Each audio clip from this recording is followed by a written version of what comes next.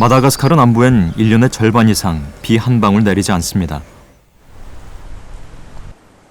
식물들은 수분을 아끼기 위해 뾰족한 가시로 뒤덮여 있습니다.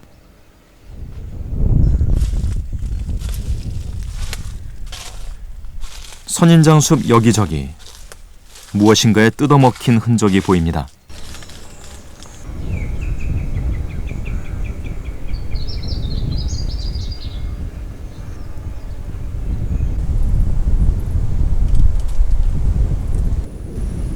가시를 두려워하지 않는 이 녀석은 리머입니다.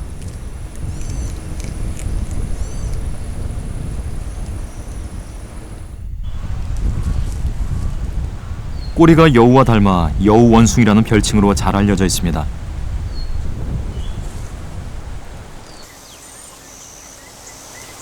리머는 마다가스카르에만 서식하는 동물입니다. 리머는 침팬지와 고릴라보다 훨씬 먼저 등장한 영장류의 선조격입니다. 새로운 영장류의 출현으로 멸종 위기를 맞았지만 3,500만 년 전 이곳 마다가스카르에 들어온 후 경쟁자 없이 생존할 수 있었습니다.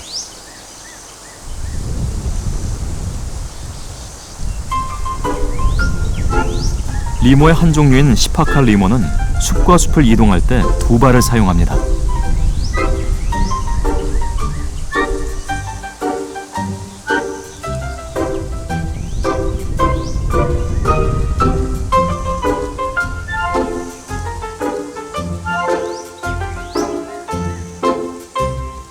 시파칼 리머를 통해 진화 과정에서 네 발을 쓰던 영장류가 두 발로 옮겨가는 모습을 엿볼 수 있습니다.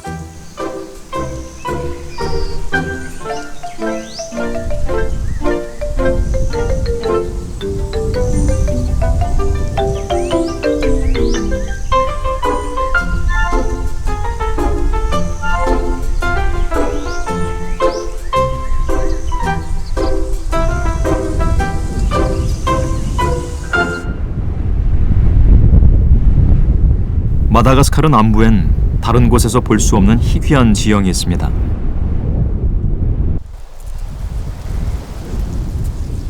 (1990년) 유네스코 세계 자연유산으로 지정된 칭기입니다. 칭기는 마다가스카르 말로 맨발로 걸을 수 없는 곳이라는 뜻입니다.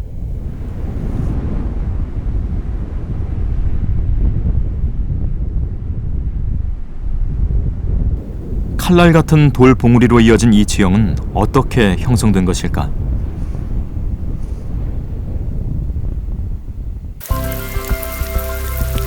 (2억 년 전) 해수면 위로 올라온 석회암층에 비가 내리면서 빗방울이 널찍한 표면을 깎아내렸습니다.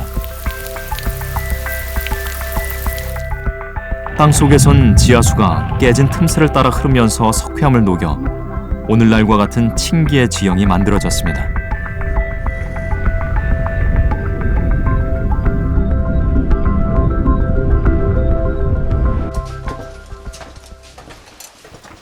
칭기의 암석 사이는 사람 한 명이 지나갈 정도로 좁습니다.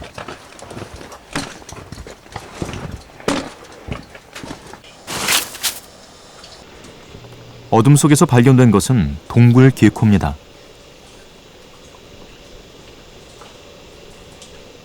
도마뱀 부치라고도 부르는 기코는 어둠 속에서 줄곧 생활해서인지 반투명한 몸을 가지고 있습니다.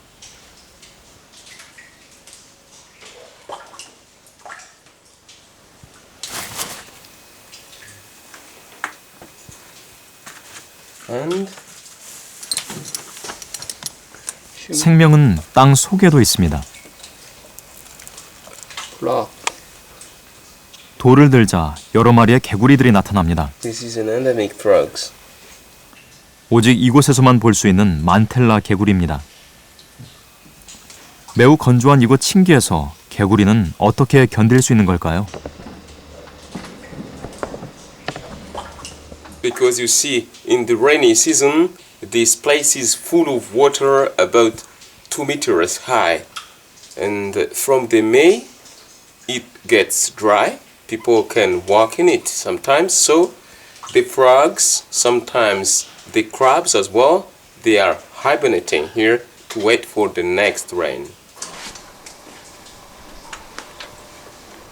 우기 때 촉촉해진 진흙을 찾아 그 속에서 기다리는 전략으로 극심한 건기에도 생존할 수 있었던 것입니다.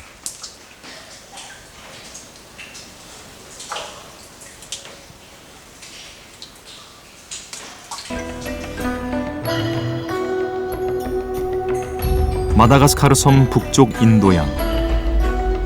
이곳엔 아름다운 풍광으로 유명한 세이셸 군도가 있습니다.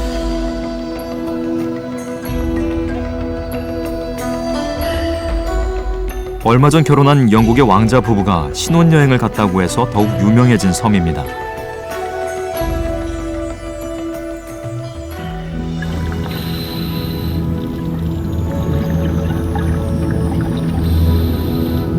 섬 인근의 바닷속은 물고기 천국입니다.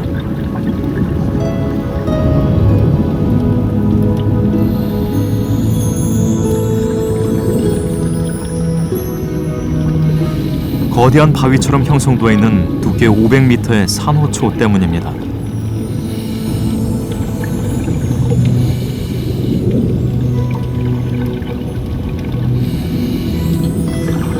산호는 물고기들의 안식처입니다. 이곳에 서식하는 물고기 종류만 185종에 이릅니다.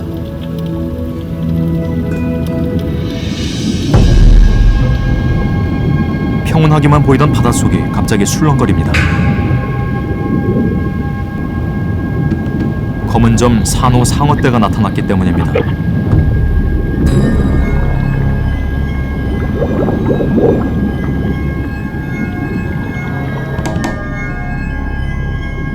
검은 점 산호 상어는 물속에 파동이 생기거나 냄새가 날 경우 쏜살같이 달려들어 먹이를 사냥합니다.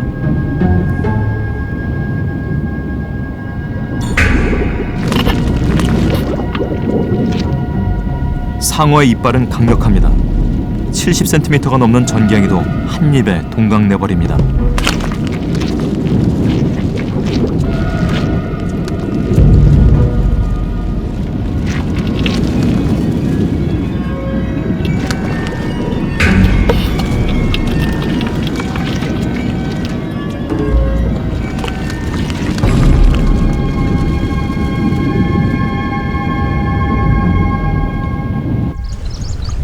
세이셸 바다의 지배자가 검은 점 산호 상어라면 섬의 지배자는 따로 있습니다.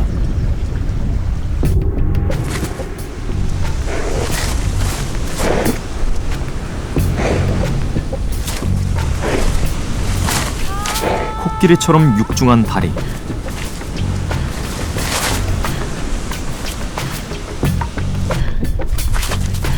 이티처럼 생긴 긴 목과 머리, 두꺼운 등갑을 가진 알다브라 자이언트 거북이, 세이셸 군도의 왕입니다.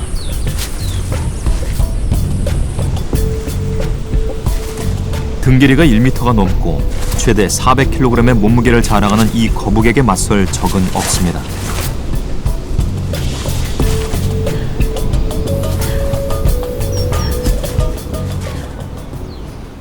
유일한 적은 강한 햇볕. 냉혈 동물인 거북은 체온을 조절하기 위해 그늘로 들어갑니다.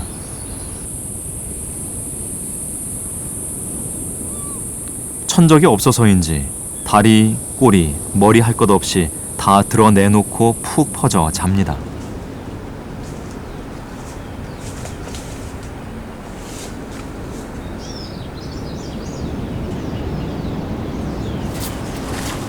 그런데 한 녀석의 움직임이 심상치 않습니다.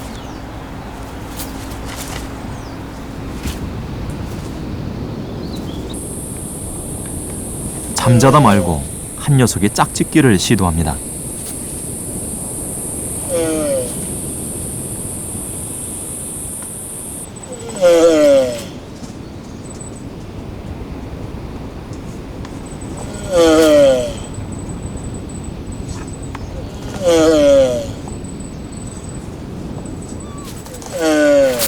(1월에서 5월) 사이는 알다브라 거북의 짝짓기 철입니다. 수컷의 구애 소리는 하루 종일 계속됩니다.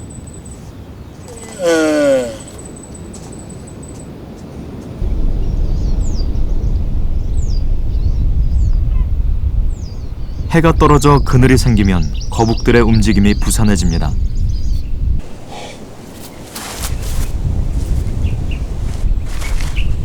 웅덩이에 고인 빗물을 먹기 위해서입니다.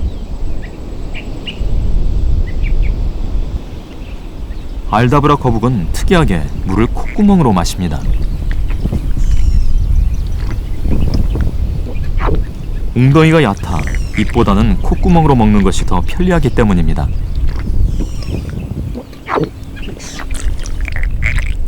그래서 코 앞쪽도 납작하게 진화했습니다.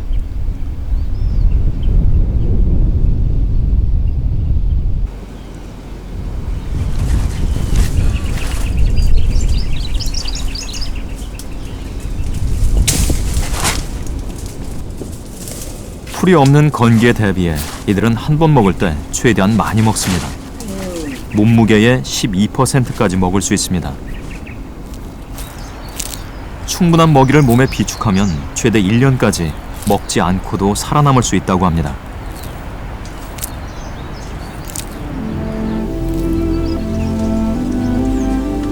그러나 쨍쨍한 햇볕 때문에 체온 조절에 실패하면 결과는 참혹합니다. 열기 때문에 죽은 거북의 등껍질이 여기저기 눈에 띕니다.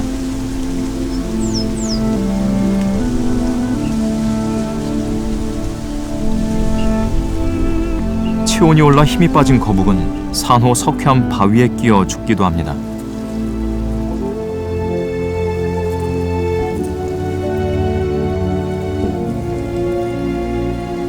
화창한 날씨와 아름다운 환경이 야생의 생명들에겐 때론 심각한 위협이 되기도 합니다.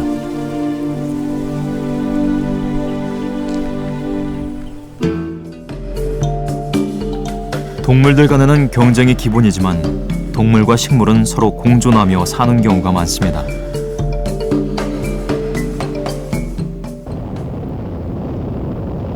파나마 운하 한가운데 자리한 바로 콜로라도 섬.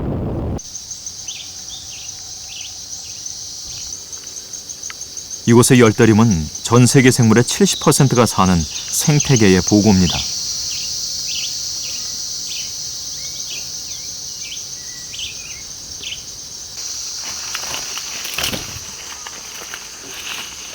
이곳에는 동굴 생활을 하지 않고 숲에 사는 과일 박쥐가 있습니다.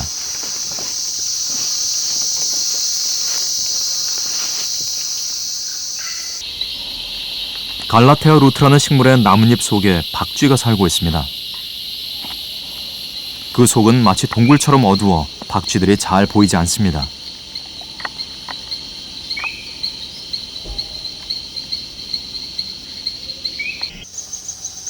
특수 렌즈를 사용하자 비로소 박쥐들의 모습이 제대로 보입니다. 이 나뭇잎으로 만든 집은 비뿐만 아니라 천적으로부터 박쥐들을 보호합니다. So these tent-making bats make this roost by biting along the midline of this leaf and as well perpendicular to that. The leaf then collapses and makes a very nice shelter for them in here.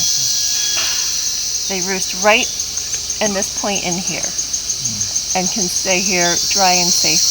One advantage of this is that this moves easily, and so if a predator comes and starts climbing up the leaf, they'll know and fly away.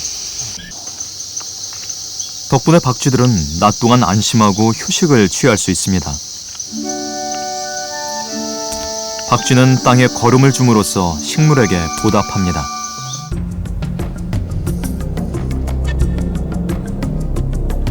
아프리카 콩고 분지의 열대림은 한 종의 동물 덕분에 풍성함을 유지하고 있습니다.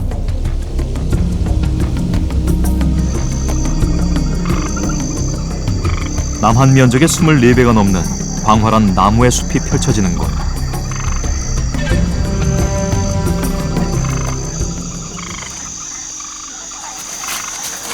이곳은 초원에 사는 코끼리와는 다른 숲 코끼리가 삽니다.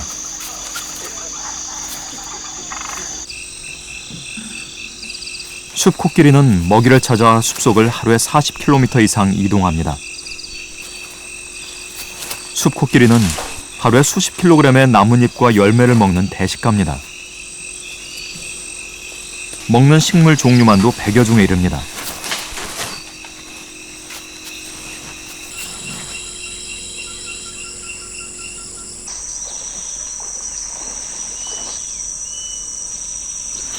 숲코끼리는 먹는 만큼 많이 그리고 자주 배설합니다.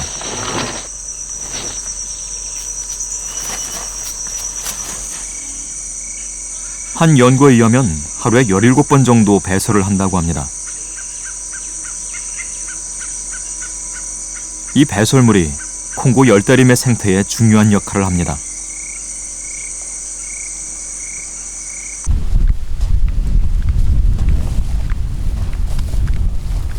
배설물에 섞여 나오는 씨앗들이 다시 발아하기 때문입니다. Okay, start explaining. 소화기관이 약한 코끼리는 먹은 씨앗을 대부분 그대로 내보냅니다.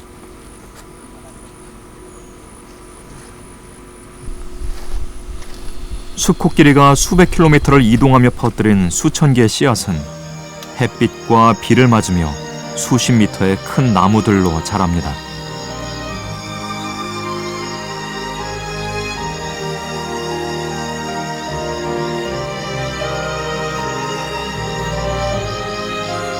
So they basically are the architects of the forest, because without them you would not have that seed dispersal, because other animals don't travel as far and they don't eat as many fruits. So yeah, if you take elephants out of a forest, the composition of species changes.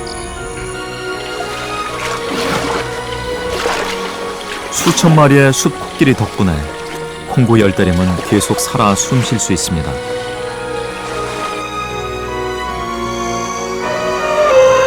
그리고 그 광활한 숲은 다시 코끼리를 비롯해 천여 종 동물들의 생존의 터전이 되고 있습니다.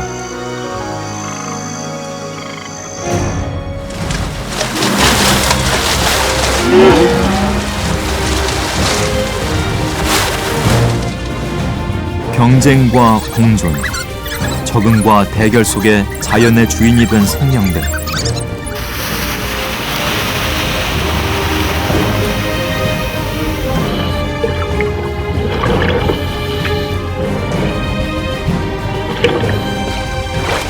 그들은 매 순간 생존을 향해 스스로를 내던집니다.